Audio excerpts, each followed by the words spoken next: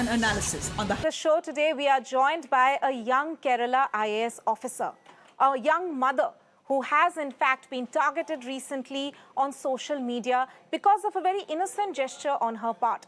Now, what exactly happened? She has in fact sparked an online debate because as a Pathanamthitta district collector, she attended a public event in Kerala, but she ended up on stage with delivering a speech on stage at this public event, holding her young 3.5-year-old son in her arms.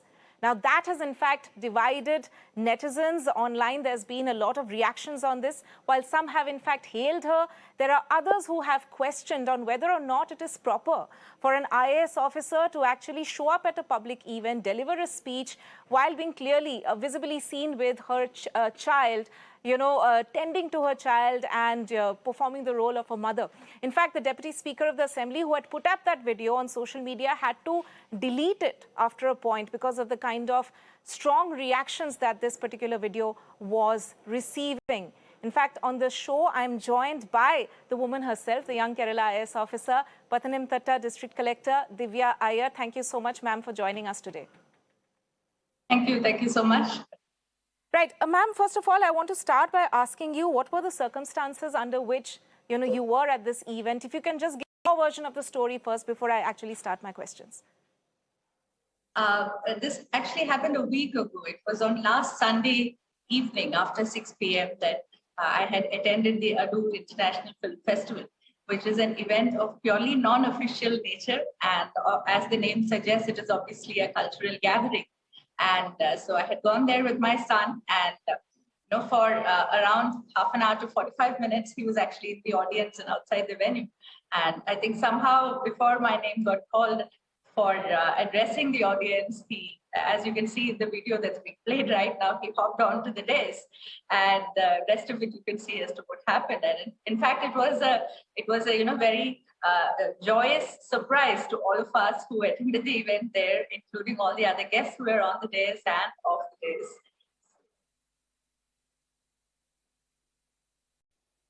Right, ma'am, carry on.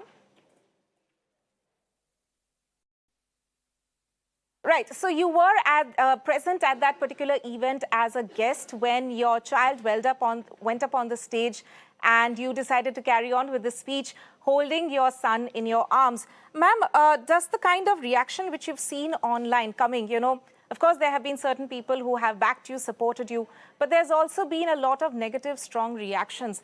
Does this come as a shock to you? What's your initial reaction? Are you shocked, surprised? How would you describe it? Actually, as I said, it was a bolt from the blue, and none of us expected that anybody outside that, say 100-strong audience that was there would ever get to know about this. But as social media is today, things happen at a lightning speed.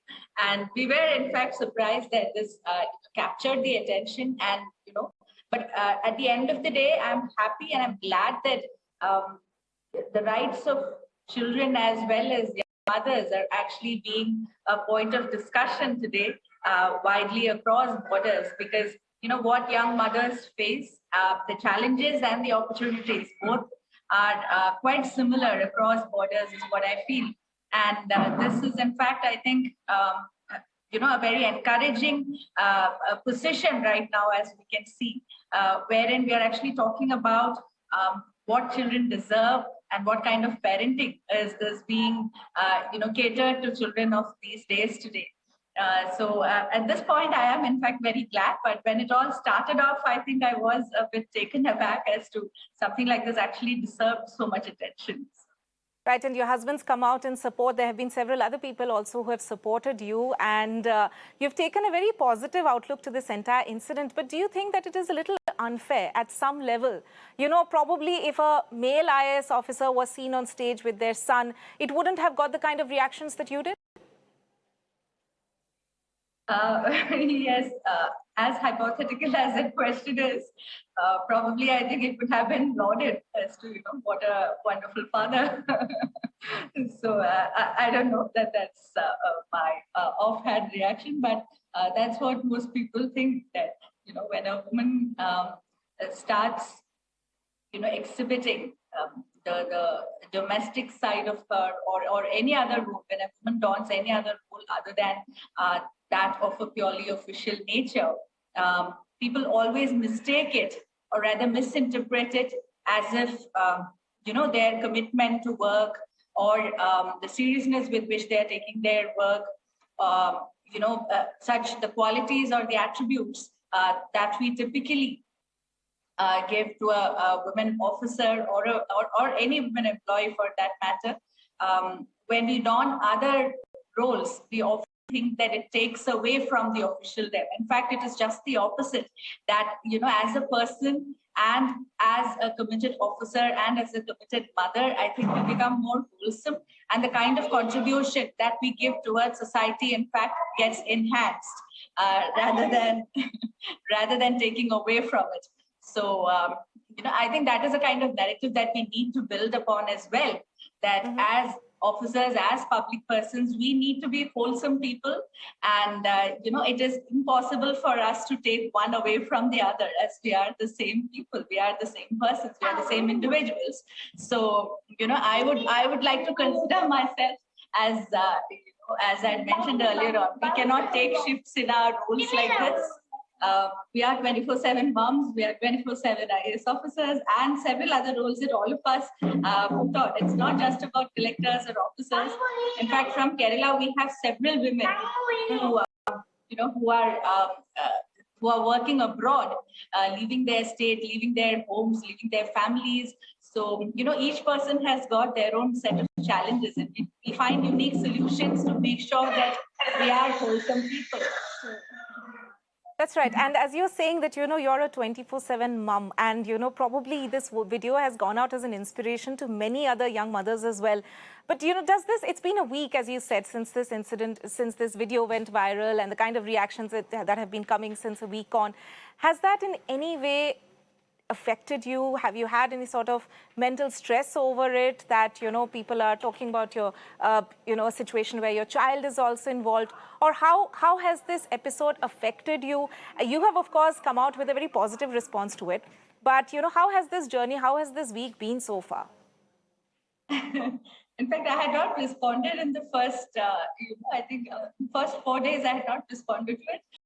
But later on, I realized that it is actually taking a very solid and space in our social media and in our society, because I had women who were actually reaching out to me from various levels, from various walks of society, trying to share their experiences about motherhood, about how they tackle the typical cliched work-life balance that we always talk about, and what are the challenges that they face, and the kind of support that people have been receiving from various walks of life in various forms. It might be it might be a friend with a heart.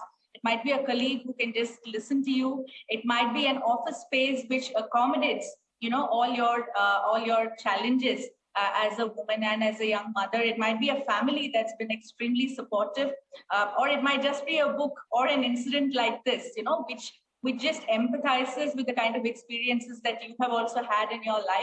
So, on the whole, I'm extremely grateful to everybody who have actually both, criticized as well as remarked positively on this incident, because it has totally, finally, it has taken shape of a very positive outlook, both towards children as well as women at work, I believe. Right, Ms. Iyer, at a time when, we have in fact seen several female world leaders as well, actually very gracefully adorning the fact that they are young mothers as well. We've seen the example of Jacinda Ardern at the UN General Assembly. In a world where we live, where we are slowly progressing to accepting a woman in a leading position, also playing a dual role, as all women do for that matter, as mothers or wives.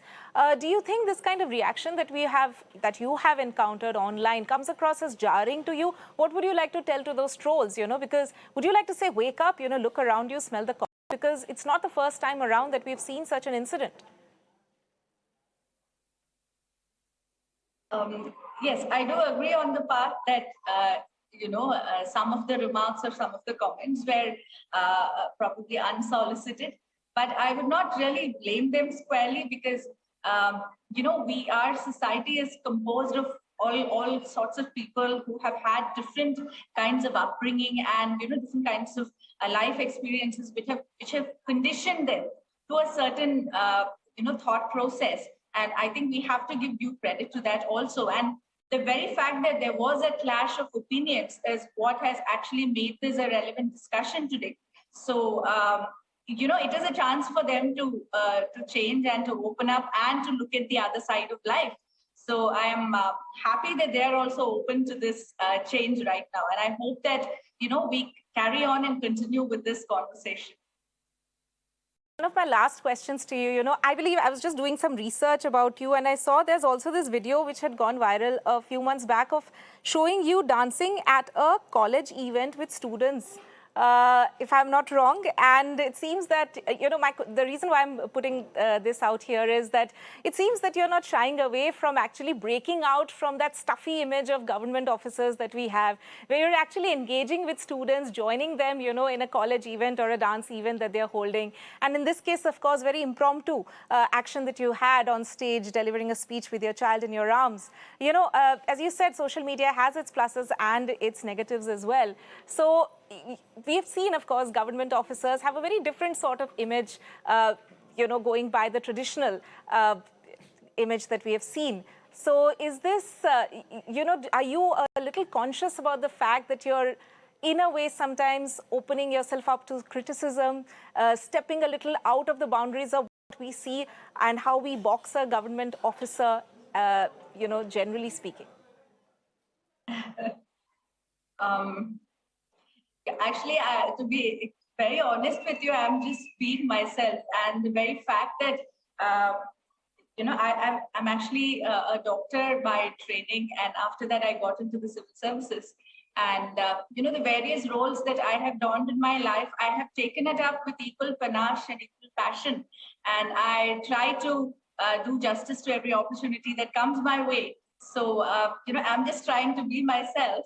And that is the fact of the matter. But, when social media and when you're in a position like this, probably the visibility level is slightly more. And that's the reason it is grabbing attention, probably. And as you mentioned, the two videos that you were talking about were, completely out of the blue. And, none of it was actually in my hands, wherein it was only after a few hours that I realized that, this has started grabbing attention from various, walks in social media. So I think it is important that as government servants, as officers, as leaders, as a whole, or as public servants for that matter, whatever profession you're in, whether it be a teacher, whether it be a doctor, whether you're in politics, whether you're in civil services, I think the core of the matter is that you need to be a person with a heart, and if you can bring your heart out there to whatever you're doing,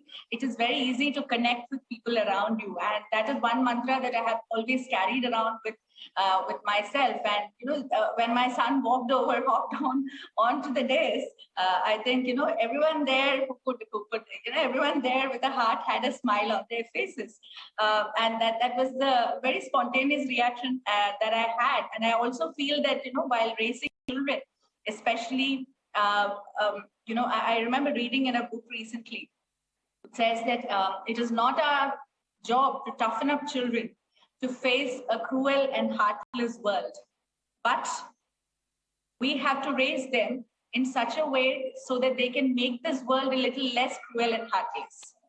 So, I have always tried to follow that in my parenting sphere as well. I think wherein I would want to show the softer side of the world and the positive side of the world and myself to my son, and be that to him as well. So, and not just to him, but to all children out there. Right, that's a lovely message and a lovely video also. In fact, ma'am, it's very heartening for a lot of young mothers, young working mothers, who would probably draw inspiration from your words and also by this video which has gone viral. Lastly, as we close this conversation, I would want to ask you, what would your message be to these young working mothers who are always struggling to, balance work and life, and also the kind of pressures that they have in terms of society and how they are to be perceived as a young working mother? What would you like to say to them? I think as young working mothers, society probably expects that, you do 100% justice to everything that you are involved in. So I understand it is difficult, but don't be too harsh upon yourself is the first thing that I want to tell you. It is impossible to be that superwoman that, we always try and imagine ourselves to be at all times. We can be superwoman at certain times, at certain junctures, when life demands it, when situation demands it. But 24/7 to be superwoman, doing everything all around is impossible. So definitely don't be so harsh upon yourselves. Second, seek help. That is the golden mantra that I always take. It might be your family, as I mentioned, it might be your friends, it might be your colleague, it might be anybody around you. But whenever it's necessary, please seek help. And raising a child is not just the job of a mother or a woman as such. It takes a family. It takes both parents. It takes families. It even takes a village, an African proverb that says it takes a village to raise a child, because it is not only about dividing responsibilities, it is also about multiplying joys. Raising a child is not a liability and a responsibility alone. It is about the joyhood of childhood. It is about the joy of childhood that all of us have to experience. So, as a society, we have to raise our children together to build a better world. So let us keep sharing happiness, let us keep sharing our responsibilities, and let us help each other out and be strong women with our hearts out. Right, Ms. Divya Iyer, Pathanamthitta District Collector. You may have been targeted by several social media users, but they have certainly not got the better of you. Thank you so much for joining us on the show here on Mirror Now. Thanks a lot. Thanks a lot. Have a good day. Right, with that, we'll slip into a short break. News and updates continue on the other side with my colleague Radhika.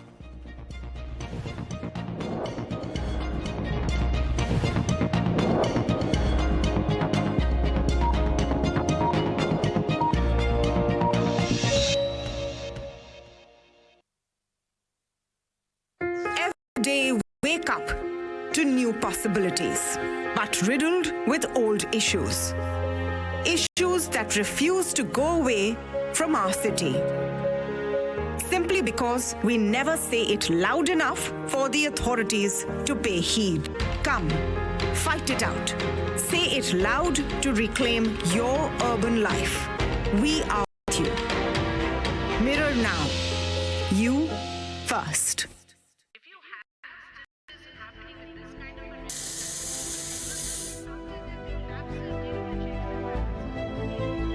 I've been watching it since its first day. Mirror Now bravely rallies with common people through their everyday pains and urban problems. It starts conversations that bring in relief, and more importantly, change. And that's what I want to do. Come to think of it, that's why I'm here. In the country's change headquarters, Mirror Now. Big fan.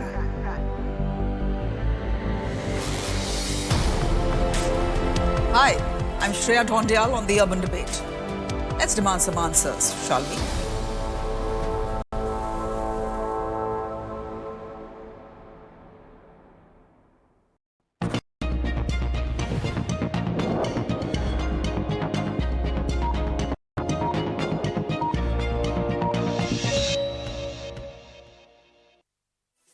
Let's begin with some breaking updates. The last rites of slain Shiv Sena leader Sudhir Suri is being performed in Amritsar. This after the Punjab government agreed to the demands of his family. The government will provide adequate security to the family and organize jobs to the next of kin. On the investigation front, the main accused has been sent to 7-day police remand by the court. The cops are also investigating a Facebook post by Canada-based gangster Lakhbir Singh Landa. So that's the big breaking update that we're getting from Punjab. Last rites of Shiv Sena leader, slain Shiv Sena leader Sudhir Suri is being performed at the moment in Amritsar.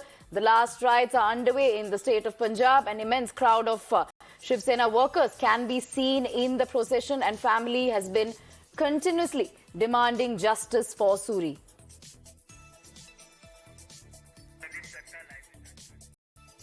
We have Pradeep live with us. Pradeep, last rites happening as we speak. We saw the kind of protests and outrage that had erupted, following this tragic incident. So what's the situation on the ground? How volatile is it, even as the leader is being cremated?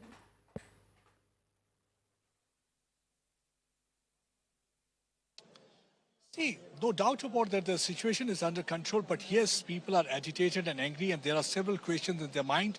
Right now, I'm here at Durgana Mandir cremation ground, and the last rites will be performed shortly. Right now, the prayers are being held, and the final journey will start. And you can see the people from different walks of life, they have gathered here. Initially, the family members were agitated. They said that some of the supporters were not allowed. They were put under house arrest. Government was trying to prevent right-wing leaders from attending this program. They said we will not be performing last rite till all those people were released. And finally, all of them were released. And now they're also part of this final journey at Durgana Mandir cremation ground. But yes, the several questions are being raised. One, why the cops were not able to act, because there were about 15 to 16 cops, including senior police officers. They were on spot when Sudhir Suri was targeted. And the second question is why the government is not able to crack down on all these terror-related elements. They say that this is not an issue that is a local issue or any kind of a feud between the two factions. It has more to do with the Khalistani terror, because they feel that somewhere this present government, they are playing footsie with Khalistani terror organizations. They feel it is because of their soft approach towards these organizations that these terror outfits are feeling emboldened and encouraged.